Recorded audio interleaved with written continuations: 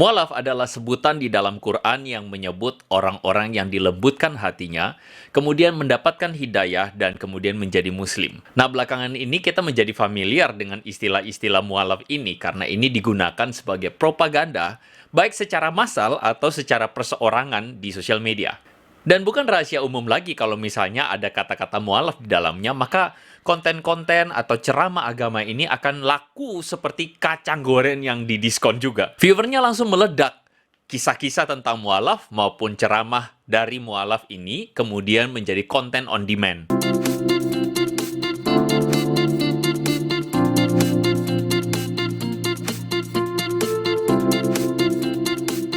Nah, ini adalah fenomena yang terjadi terkhusus dalam platform YouTube yang ada di Indonesia saat ini.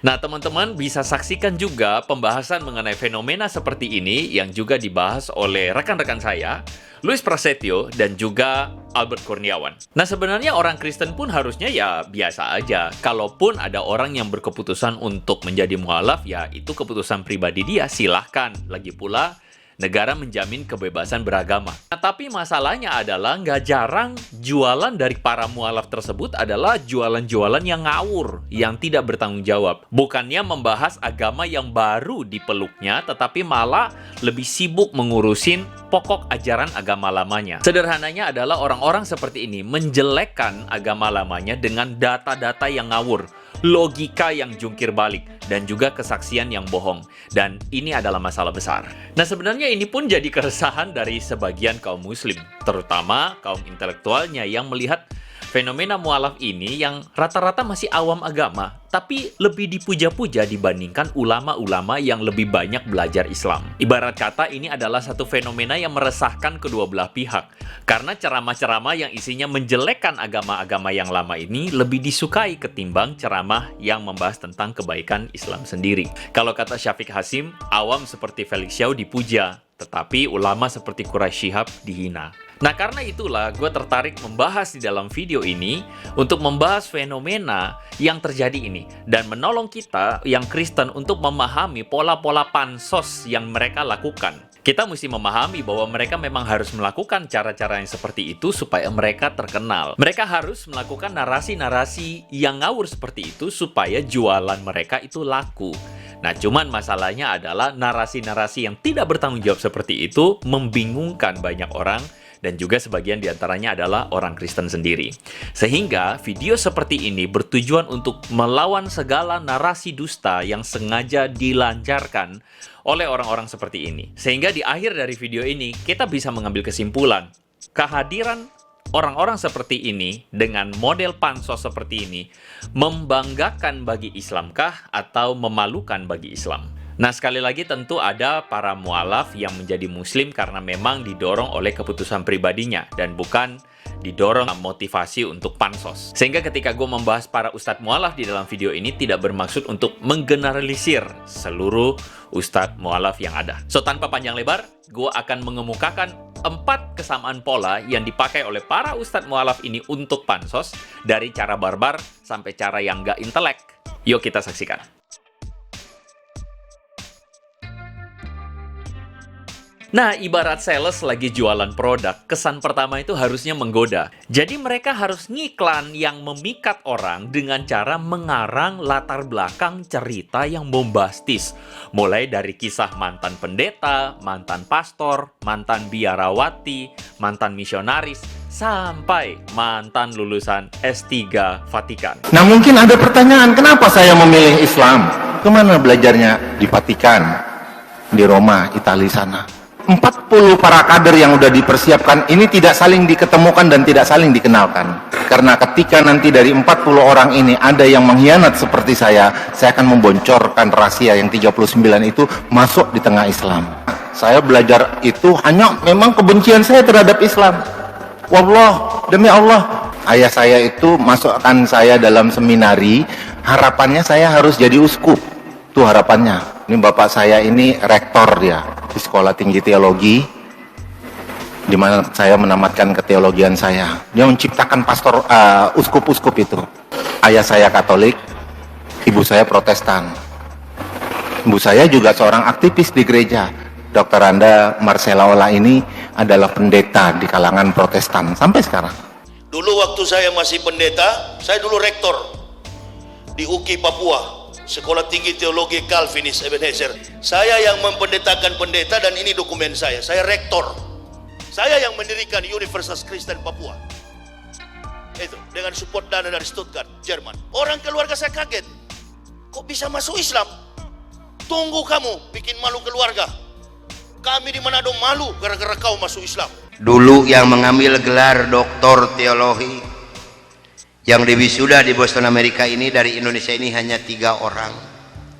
Yang pertama adalah saya, yang kedua Dr. Cornelis yang menembak kaki dan dada saya, yang ketiga Dr. Johan yang memukuli saya pakai besi panas dan kursi rotan sehingga tulang punggung saya 13 yang patah untuk mengenal Islam. Saya ditunjuk sebagai ketua misionaris internasional dalam dan luar negeri, dan saya membagi-bagikan kekayaan untuk mengiming-imingi orang Islam masuk agama Nasrani dengan uang, pakaian, beras, indomie, susu, gula pasir, dan kebutuhan hidup sehari-hari. Kenapa sih saya pindah? Boleh sedikit cerita, boleh ya? Jadi saya dulu itu kan pindahnya kan begini. Sekolah pastor tingkat menengah Katolik Santo Vincentius Apaulo. Harusnya 2 tahun, setahun selesai. Jadi mohon maaf kalau rotok cerdas saya, ya. Itu 10 semester. Harusnya 5 tahun. Saya selesai 3 tahun. Untuk kedua kalinya saya mohon maaf kalau saya rotok cerdas, ya. Kemudian karena lulus nggak ditaruh di gereja saya. Jadi sebenarnya keliru nulis saya mantan misionaris karena saya belum turun ke umat. Tapi kalau mantan pastor iya, karena sudah dilantik jadi pastor. Begitu saya lulus 3 tahun itu, tidak 5 tahun, saya langsung dikirim ke Vatikan Roma. Saya ambil magister teologi di sana. Harusnya 3 tahun, saya selesai 1,5 tahun. Untuk ketiga kalinya saya mohon maaf kalau saya cerdas. Nah, jujur kalau kita menyaksikan apa yang mereka katakan tersebut sebagai orang awam, kita akan dengan mudah banget tertipu karena gayanya yang meyakinkan. Tetapi kita tahu juga bahwa waktu yang akhirnya membuktikan bahwa kebohongan mereka semua terbongkar juga. Orang-orang akhirnya bersuara dan thanks to semua pihak yang kemudian mengkonfirmasi bahwa apa yang mereka katakan itu salah semua. Sehingga pertanyaannya adalah yang kayak begini, bikin bangga Islam atau malah bikin malu Islam?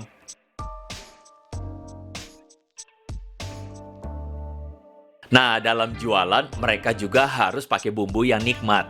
Nikmatnya apa? Ketika mereka menjelek-jelekan agama lamanya dengan tujuan supaya seakan-akan Islam itu dibanggakan, agama lain direndahkan. Nah, padahal perilaku seperti ini ibarat seorang bocah yang tidak mampu menunjukkan kelebihan dirinya, akhirnya pakai jalan dengan cara merendahkan orang lain. Jadi pastor, memimpin gereja. Penghasilan yang luar biasa, Pak. Emang dunia ini milik mereka, surganya mereka. Jadi kalau mereka kaya, wajar. Surganya. Berapa penghasilan saya? 100 juta 1 bulan. Gaji pokok 23 juta. Ini banyak plus-plusnya. Banyak tambahan dari mana itu, Pak? Penebusan dosa. Dosa dibayar tuh. Enak banget agama mereka. Kalau pendeta dijemput pakai mobil kan, naik Pajero ini. Yes. Tanya dia, mobil apa ini? Pajero pendeta. Enak sekali. Paling lama 1 semester, 6 bulan. Mobil yang dia bilang enak, atas dasar laporan yang jemput. Itu sampai ke Dewan Gereja Indonesia, Dewan Gereja Internasional, ke Vatikan Roma. 6 bulan mobil itu sudah ada. Gimana mau ndak dinikmati, nak bubukan mereka? Ya kalau pendeta beristri, pastor nggak beristri. Pendeta pimpinan Protestan, kalau pastor pimpinan Katolik. Pastor tidak beristri, betul tidak beristri, tapi biarawati siapa yang injeksi, hamil. Lalu kalau orang Kristen mati itu dinyanyikan sambil nyanyi, bukan air putih yang diputar ke sana, minuman keras, mantap, kita antar dia ke neraka. Ibu-ibu baju rok pendek, baju. Pendeta dari atas mimbar paling suka kalau ada ibu-ibu yang baju seksi. Kristus sangat mengasihimu. Nah dulu di gereja orang Kristen itu kalau nggak ke gereja cuma 2, nggak ada baju baru dengan tidak ada sepatu. Coba ente masuk gereja kalau tidak pakai sepatu, yang lain tuh kulit. Nggak ada sepatu. Makanya orang susah kalau masuk gereja garis belakang, yang kaya-kaya di depan. Kristen itu menyesatkan gitu. Padahal menyesatkan. Kenapa kita sembah salib? Ya kan? Kan salib itu udah tahu itu musyriknya itu. Saya nggak tahu dulunya itu. Tapi karena arahan orang tua, saya ikuti terpaksa. Masalah ibadahnya jarang ibadah saya. Sebenarnya di Kristen ini jarang ibadah saya. Mau gereja itu kalau ada hari Minggu ke gereja, nggak ke gereja itu masa bodoh aja saya. Main volley kerja saya, main bola. Lalu saya bandingkan Bapak Ibu ketika saya di Kristen, mohon maaf, di Kristen itu tidak mengenal junub, tidak mengenal berwudu. Pokoknya pakai baju yang rapi, pakai jas, pakai sepatu, masuk itu ke gereja. Sampai di gereja ngapain? Mohon maaf, hanya malam harinya Pak, nuak, minum khamar, mohon maaf, berzina sekalipun, besok ke gereja itu Bapak Ibu. Orang Islam itu jauh sekali perbedaannya dengan orang Kristen. Simple saja. Orang Islam itu Pak, wajahnya bercahaya, saya bilang bersih, berseri-seri, betul. Kenapa? Karena dia sering berwudu. Wajah-wajah orang Kristen itu mohon maaf, seram-seram, ya kan, jelek-jelek, ya kan. Kenapa? Makannya saja yang haram-haram, babi, anjing, naudzubillah, ya kan. Orang Islam itu bersih, subuh-subuh sudah bangun kita segar, ya kan. Orang Kristen mana? Wah, nggak teratur hidupnya. Nah, gimana teman-teman? Kalau kita perhatikan, argumentasi mereka ini sebenarnya nggak esensial, nggak penting banget.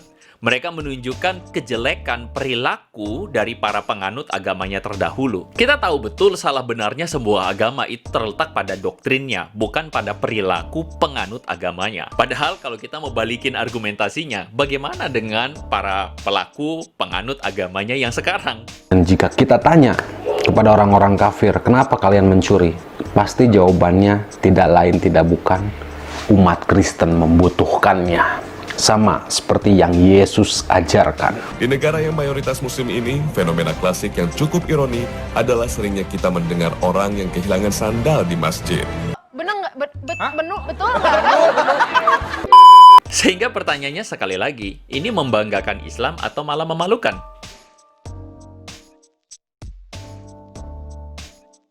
Nah, kali ini adalah sebuah pola yang kelihatannya cukup berhasil. Seenggaknya lumayan meyakinkan kalau misalnya kita dengar, padahal tuduhannya ngaco banget.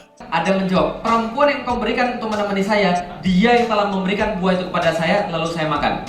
Ngomong-ngomong, ini ngaku atau ngeles? Hawa juga ditanya, benar kamu yang melakukan itu? Saya ditipu ular sehingga saya makan. Ngaku atau ngeles? Jadi kalau Anda itu punya sifat ngeles kebanyakan, itu jangan-jangan Anda belajar pada agama yang salah. Jelas ya?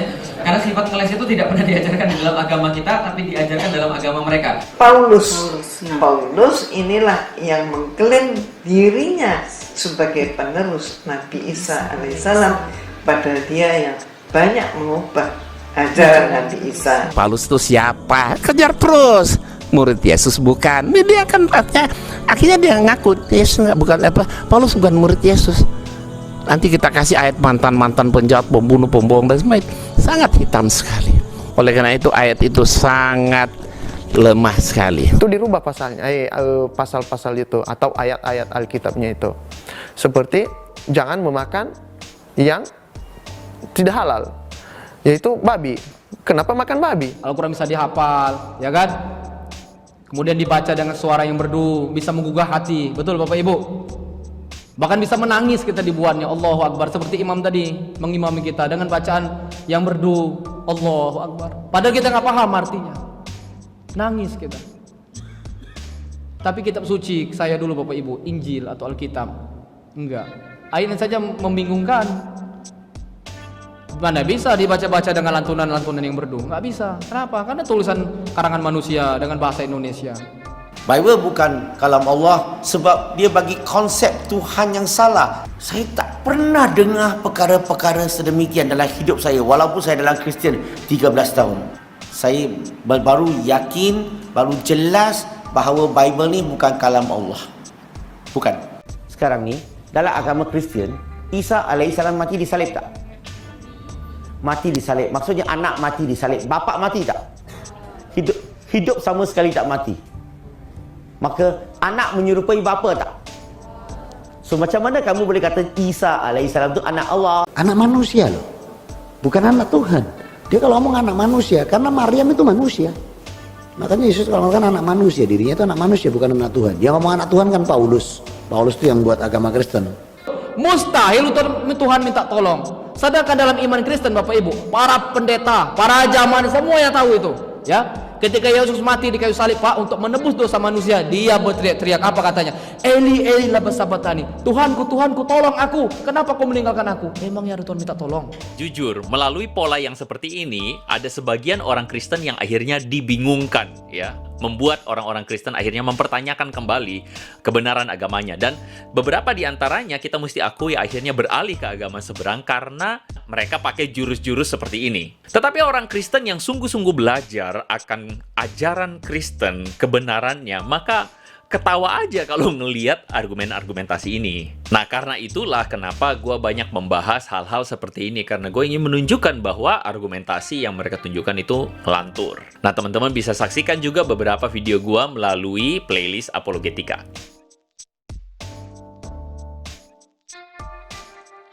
Yang terakhir ini adalah cara yang paling soft. Mereka menunjukkan bahwa Islam itu sebenarnya ada di dalam ajaran-ajaran agama lain, terutama ajaran Kristen. Sehingga mereka memakai berbagai cara cocok logi, memaksakan bahwa entah Islam atau entah Muhammad itu ada di dalam ajaran Kristen, Alkitab Kristen. Seperti ini. Yesus mengajarkan tentang satu hal yang sangat penting buat saya, sehingga saya mengikuti dia untuk jatuh cinta kepada seorang laki-laki yang namanya Muhammad SAW. Yesus mengajarkan syahadat. Mengajarkan 2 kalimat syahadat. Pertama kata Yesus, mereka mengenal engkau satu-satunya Allah yang benar dan mengenal Yesus Kristus yang telah engkau utus. Kalau kata Yesus Allah itu satu-satunya, berarti dia bukan Tuhan, apalagi Allah kan? Berarti hanya utusan. Setiap yang mengaku diutus oleh Tuhan, ya pasti bukan Tuhan dong. Masa mau lebih percaya kepada pendeta yang hidup 2000 tahun kemudian? Kata Yesus Allah cuma salah-satunya, berarti dia bukan Tuhan. Yesus itu bukan seperti gambaran saudara Kristen. Bukan, Ustaz. Lemah lembut, mukanya manis, bewokan, gondrong, mata biru, ya. Jarinya halus. Enggak. Nabi itu perang. Yesus perang kok. Allah nggak taruh Nabi yang kelemar-kelemar, dibantai sama Roma, ya. Enggak, dia fight. Ayat ini, informasi ini, nubuat ini kepada Nabi kita Muhammad Sallallahu Alaihi Wasallam. Sama apa tidak? Jadi Tuhan mengatakan, hai Musa, aku akan membangkitkan seorang nabi sesudah engkau yang ciri-cirinya sama seperti engkau. Itu maksudnya Nabi kita Muhammad Sallallahu Alaihi Wasallam. Nah, gimana menurut teman-teman? Ini pun adalah salah satu cara yang cukup efektif untuk membuat orang Kristen bingung dengan ajarannya sendiri dan melihat, oh ternyata Tuhannya sama ya, nabinya sama ya. Wah, ternyata juga Islam yang paling benar, paling sempurna. Padahal sekali lagi ini adalah sebuah upaya cocok logi yang sebenarnya kalau kita belajar sungguh-sungguh ini ngelantur. Apa yang diajarkan di dalam kekristenan dan apa yang diajarkan di dalam Islam itu adalah dua hal yang berlainan. Dan keduanya tidak dapat disatukan secara serampangan, cocok logi sembarangan. Nah, kita barusan melihat 4 pola yang gue perhatikan ini menjadi cara mereka untuk pansos. Tetapi sayangnya adalah narasi-narasi yang mereka keluarkan cenderung negatif dan narasi-narasi yang mereka keluarkan tidak jarang dan banyak sekali diantaranya adalah narasi palsu, narasi dusta, dan memutarbalikkan fakta. Dan pertanyaannya adalah, apakah hal-hal seperti ini membanggakankah atau malah memalukan Islam? Jangan mencari pengetahuan, apalagi pengetahuan agama dari orang yang dikenal pembohong. Walaupun dia tidak berbohong dalam ayat dan hadis. Meskipun benar sekalipun. Meskipun benar sekalipun. Tapi kalau dia pembohong, bisa-bisa interpretasinya keliru. Jadi pilih ustadz, cari ustadz yang benar. So, gue berharap video seperti ini menolong kita untuk bisa aware dengan fenomena yang terjadi belakangan ini. Membantu untuk saudara-saudara muslim yang menyaksikan video ini untuk bisa menyadari bahwa tidak semua yang mereka katakan benar. Membantu kita untuk menyadari bahwa narasi-narasi yang mereka keluarkan adalah narasi yang palsu, keliru, salah sama sekali. Dan terutama buat kita yang Kristen, semoga kita semakin teguh di dalam iman yang kita percayai. So make it simple, make it meaningful, and God bless you.